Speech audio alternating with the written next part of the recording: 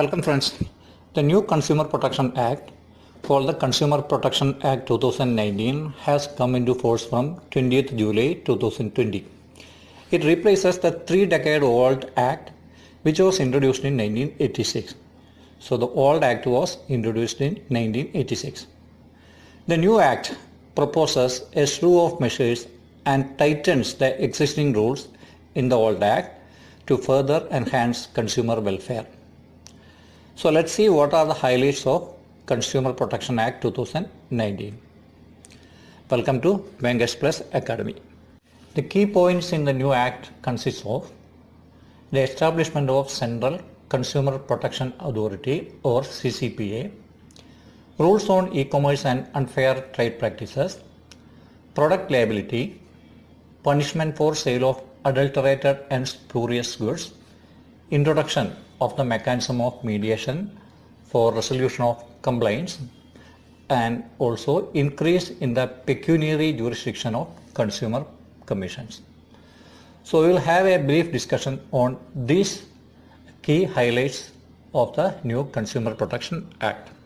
The basic aim of the Consumer Protection Act 2019 is to save the rights of the consumers by establishing authorities for timely and effective administration and settlement of consumers' disputes.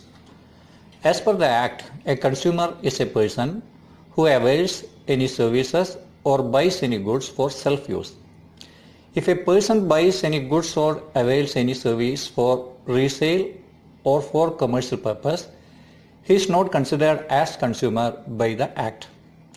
This definition now covers all types of transaction, that is online and offline. In the 1986 Act, definition of a customer was only limited to buying goods or service and did not specifically include e-commerce transactions. And now as per the new Act, e-commerce has been specified or specifically defined as buying and selling of goods, services or digital products online. Now coming to the Central Consumer Protection Authority. The CCPA is proposed to be established to promote, protect and enforce the rights of consumers.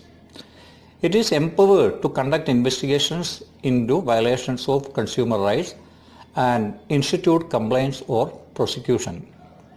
It is also empowered to order recall of unsafe goods and services, order discontinuance of unfair trade practices and misleading advertisements.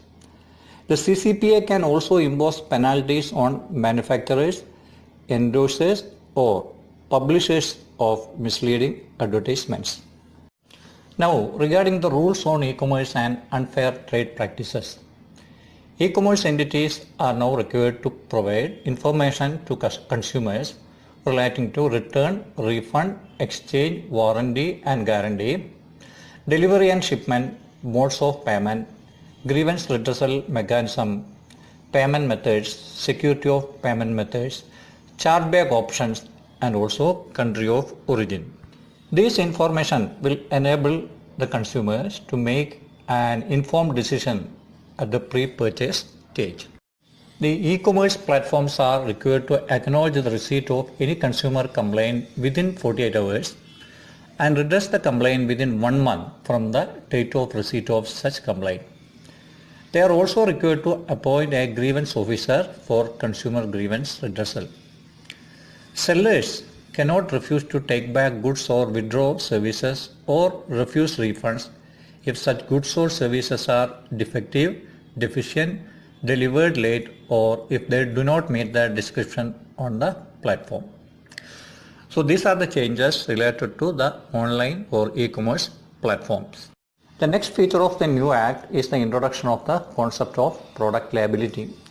Under the new Act, product liability is defined as the responsibility of a product manufacturer or product seller of any product or service to compensate for any harm caused to a consumer by such defective product manufactured or sold or by deficiency in the service related to this particular service or the product. Now a manufacturer or product service provider or product seller will be held responsible to compensate for injury or damage caused by defective product or deficiency in service. So, as per the Act, product liability will arise in case of any manufacturing defect, design defect, deviation from manufacturing specifications, and also if the product is not conforming to the express warranty, among others. The Act also provides for punishment for manufacture or sale of adulterated or spurious goods. And in case of the first conviction in such a case, a competent court may suspend any license issued to the person for a period up to 2 years. And in case of second or subsequent conviction, they may even cancel the license permanently. Now let's see what is the alternative dispute resolution mechanism now introduced in the 2019 Act. Wherever there is a scope for early settlement and the parties agree for the same in writing, a complaint can be referred by a consumer commission for mediation. It will help in speedy resolution of complaints. The mediation will be held in the mediation cells which will be established under the aegis of the consumer commissions. And the important point is that there will be no appeal against the settlement once it is arrived at through the mediation process.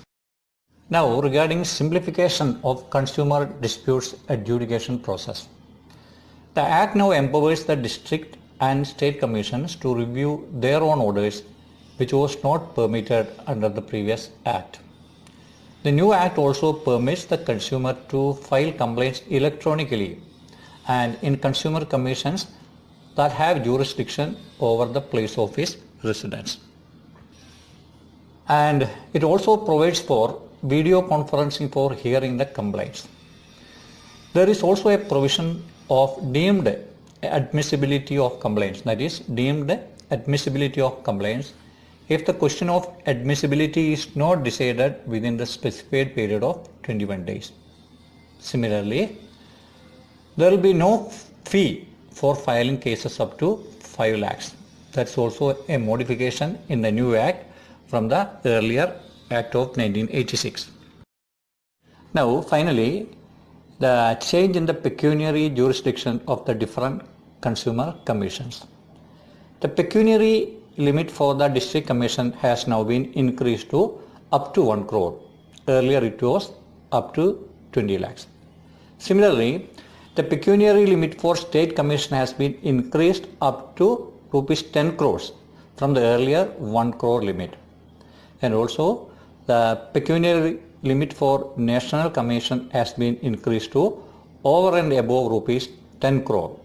Earlier it was up to 1 crore as per the 1986 Act. So friends, these are the key highlights of the new Consumer Protection Act, that is Consumer Protection Act 2019. Hope you found this video useful.